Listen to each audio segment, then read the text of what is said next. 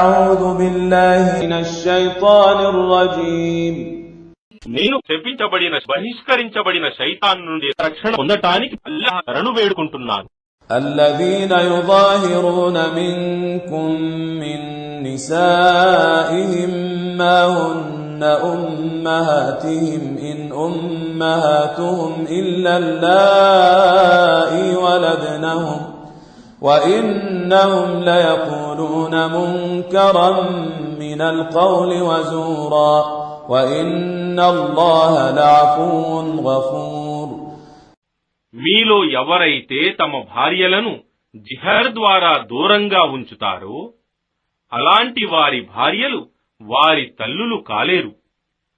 వారిని కన్నవారు మాత్రమే వారి తల్లులు. మరియు నిశ్చయంగా వారు అనుచితమైన మరియు అబద్ధమైన మాట పలుకుతున్నారు.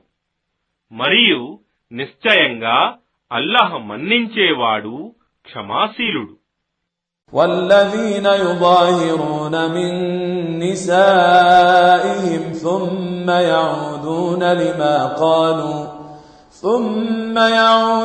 لما قالوا فتحرير رقبة من قبل أن يتماسا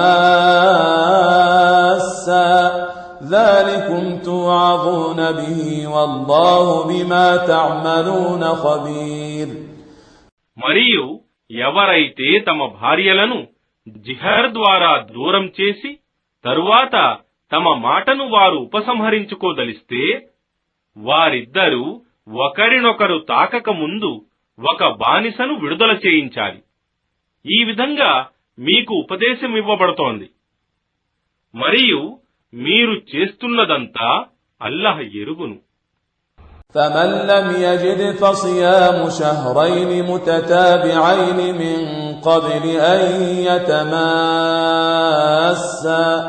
فمن لم يستطع فإطعام 60 مسكينا ذلك لتؤمنوا بالله ورسوله وتلك حدود الله وللكافرين عذاب أليم.